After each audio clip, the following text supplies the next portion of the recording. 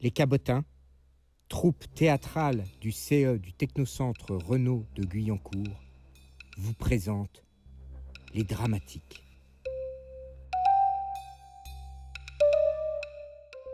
En ces temps de confinement et de déconfinement, nous avons trouvé savoureux de laisser nos esprits errer sur les récits journalistiques de Timothée Trim. Trim, vous ne le connaissez pas.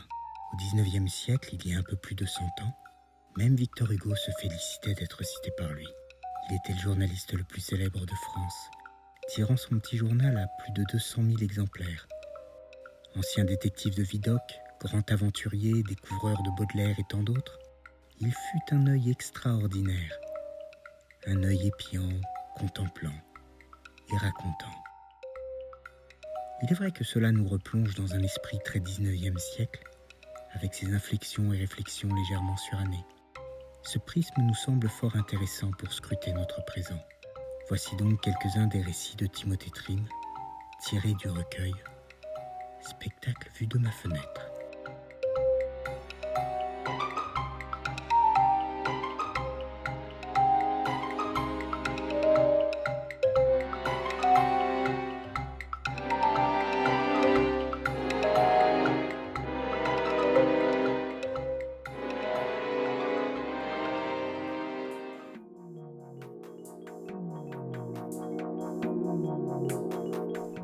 La sœur Égérie.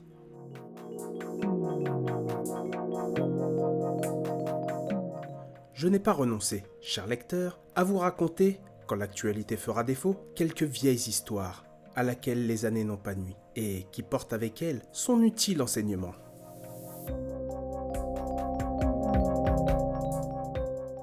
En voulez-vous une aujourd'hui ?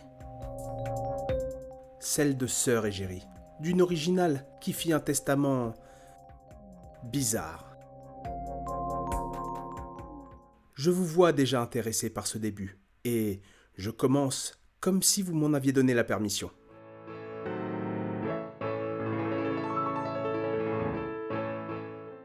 Donc, mademoiselle Égérie de Chenonceaux était une grande dame, fort noble, fort bonne, mais un peu entichée de son blason.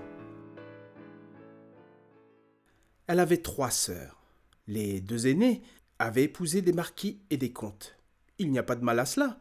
Mais la 3e avait pris pour mari un simple officier de l'armée de Bonaparte, premier consul, lequel s'était fait bravement tuer pour son pays à la première campagne d'Italie. Or, la sœur Égérie avait regardé cette union comme une mésalliance, et la pauvre veuve du capitaine Durand vécut à Paris avec sa petite fille, humble et résignée du travail de son aiguille.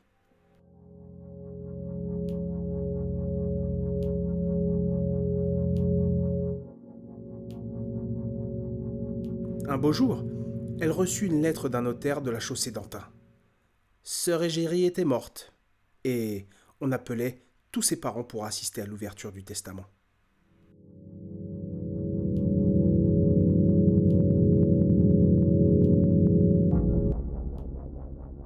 Les 2 sœurs toisèrent la veuve Durand quand elle entra avec son enfant. Il y eut un souverain mépris dans leurs regards. « Croit-elle qu'on lui a laissé quelque chose ?» dirent-elles. « Une fille qui a été vers la roture, qui a tourné le dos à l'aristocratie ?» Le notaire lut les dispositions testamentaires. Il était fait de 3 lots des biens de la défunte.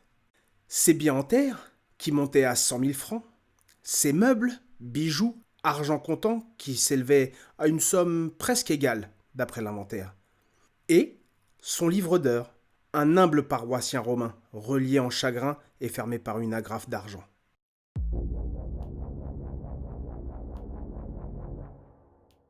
La sœur aînée devait choisir la première, la seconde ensuite. La veuve devait prendre le lot dont elle n'aurait pas voulu.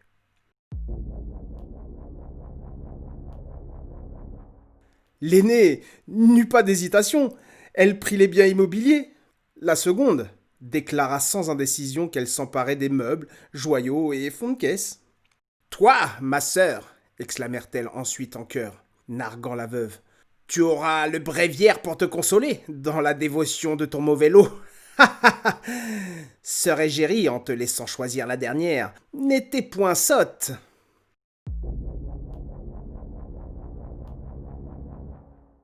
Qu'importe, fit dignement madame Durand.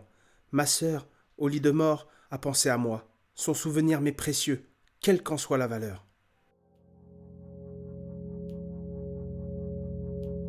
Durant ce colloque, la petite fille de la veuve n'avait pas perdu de temps. Elle avait ouvert le missel qui lui était concédé et poussait des cris de joie. « Regarde, mère, les belles enluminures !» disait-elle. « Or, argent et couleurs, la Vierge en robe indigo, l'enfant Jésus, l'auréole au front, Saint Joseph en tunique écarlate. »« Oui, fit doucement la mère, c'est très beau, mais ne fais pas tant de bruit. »« Mais, reprit l'enfant, pourquoi toutes ces feuilles de papier de soie à chaque gravure ? Où est donc ma miminette ? Là, regarde. » La mère poussa un cri de joie et de surprise. À chaque feuille de gravure, et il y en avait 100, l'image était couverte en dessus par 2 billets de banque de 1000 francs. « Madame, lui dit le notaire, votre sœur a voulu que vous ayez la plus grande part. En laissant le choix à vos sœurs, elle n'a pas compromis vos intérêts. »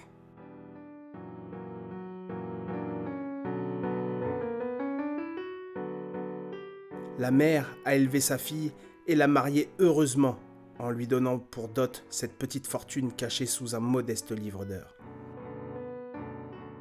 On vous montrera dans la famille, au milieu du luxe bien entendu d'une légitime aisance, un globe de cristal qui occupe dans le grand salon la place d'honneur. Il recouvre un objet de bien modeste apparence. C'est pourtant le joyau de la maison. C'est le livre d'heures de sœur Égérie.